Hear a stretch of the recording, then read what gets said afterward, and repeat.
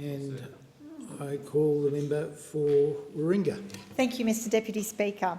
I rise to speak on the final report to the inquiry into the destruction of the 46,000-year-old caves at the Juukan Gorge in the Pilbara region of Western Australia, delivered by the Joint Standing Committee on Northern Australia. The final report, titled A Way Forward, builds on the damning interim report, which was titled Never Again.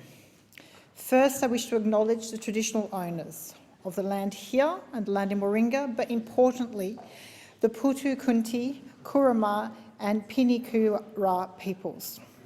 Their lands and waters cover almost 11,000 square kilometres of Western Australia's Pilbara region, including the Juukan Gorge area.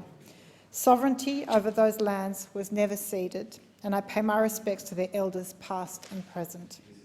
On 24th of May 2020, Rio Tinto knowingly detonated explosives in a sacred site of the Indigenous PKK people.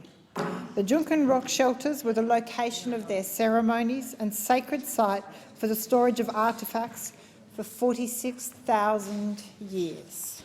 And it's important we stop and ponder and reflect on that, 46,000 years. This is a great loss to the world and to the history of civilisation.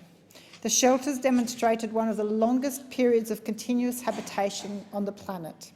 They showed that Indigenous Australians had lived in that place since before the last ice age. The Juukan rock shelters were clustered around a perpetual source of fresh water in an otherwise parched landscape, in great symbolism of the intersection of the physical world and the spiritual world of the Indigenous custodians of the land. With the destruction of the cultural sites that occurred, that water source has now run dry. As Australians, we should be celebrating our rich history. Indigenous Australians, through the Uluru Statement from the Heart, have invited us to share in this history and walk with them on a path to reconciliation. I strongly support the call in the foreword of the report for legislative frameworks in all Australian jurisdictions to be modernised and to bring meaningful protections for Aboriginal and Torres Strait Islander cultural heritage to ensure that nothing like Juukan Gorge destruction ever happens again.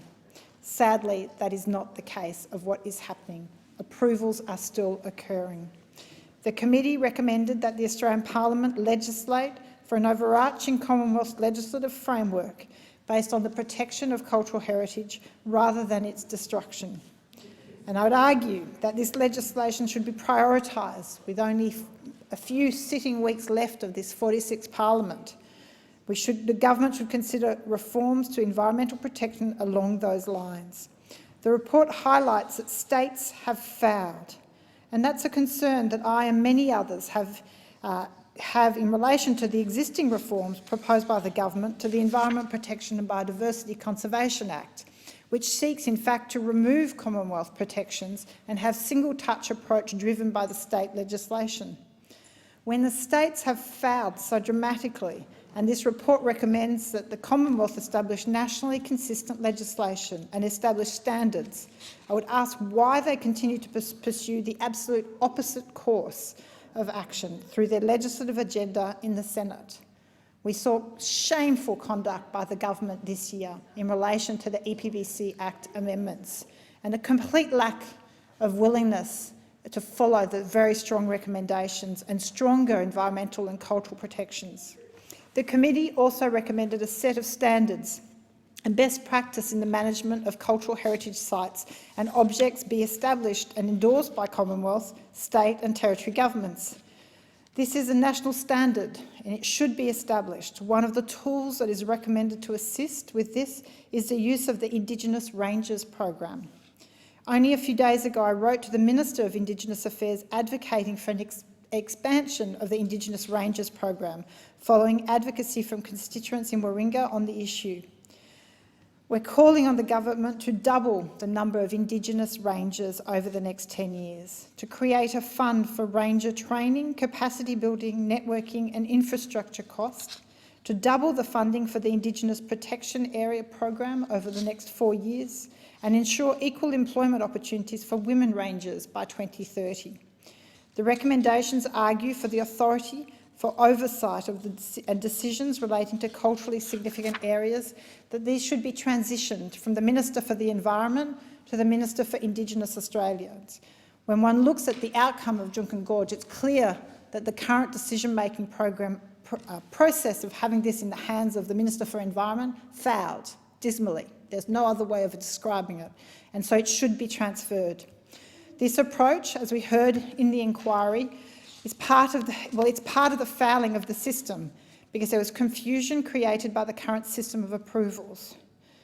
And while this transition is important, the model is employed in many states and territories, but there still remains a lot of conflicts of interest, because as a result of multiple portfolios being held by the responsible ministers, in Western Australia, for example, in particular in relation to Juukan Gorge, the Minister for Indigenous Affairs at the time was also the Treasurer, and so it's clearly the competing conflicts in how the decision-making went in relation to that approval.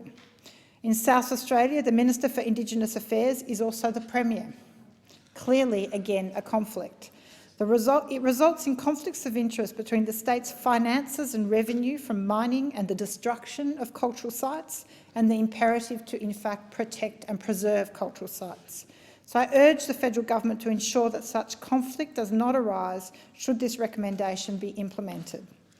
Recommendation 6, which recommends that the Australian government develop a model for a cultural heritage truth-telling process, is welcome. However, it needs to be viewed in the bigger picture of recognition of Indigenous people. I would posit that the Uluru Statement from the Heart and that process would be the most effective model for the development of the cultural heritage truth-telling process. Enshrinement of the Indigenous voice in the Constitution is an important first step to that model. It was something that was much debated prior to the last election, and yet no progress has been made in this 46th Parliament by the Morrison government. The Makarrata, which would be a venue in this House for Indigenous people to oversee policies and legislation that impact them, would be the most effective form of truth-telling process. It would be an active voice, and one that would give individuals, governments and companies a clear avenue for engagement with Aboriginal and Torres Strait Islander cultural heritage issues. We need to do more to celebrate our history. And we hear a lot from the Minister about how we should have a positive view on Australian history. But where he completely fails his portfolio is the recognition, in fact, of our cultural history, of our Indigenous history. In my view, there is a complete lack of education, awareness, respect and celebration of the deep cultural heritage of Aboriginal and Torres Strait Islander people. I know of my generation, we were failed by the system, completely failed to be properly educated on the richness and the importance of that history.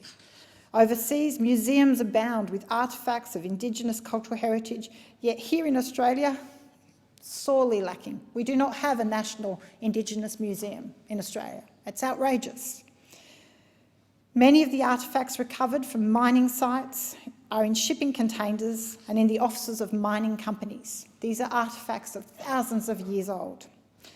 Think of the artefacts from Egypt, from the pyramids, and the kind of care that is taken in that respect. But here in Australia, such artefacts are put in containers in back offices of mining companies. We need to store these artefacts properly, highlight their significance, build awareness through education and celebration of our rich cultural history. We need to make sure that it is our Indigenous, their elders, that absolutely direct this process. It is only through elevation of the history and stories of our Indigenous heritage that we will build respect and learn to take responsibility as a nation for the rich cultural heritage developed over tens of thousands of years.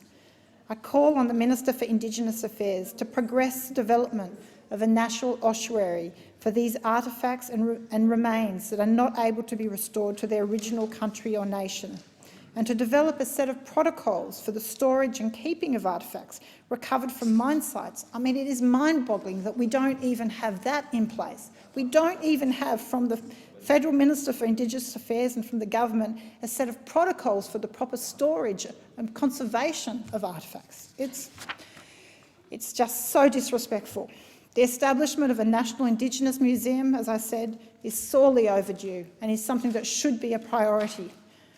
I remind the Minister of the proposal to establish a museum at Manly, but I know there are many others, where in fact Captain Phillip first set foot on Australian soil. Many Indigenous elders have said to me it would be a process of healing to go back to where songlines were broken. Thank you. I thank the member for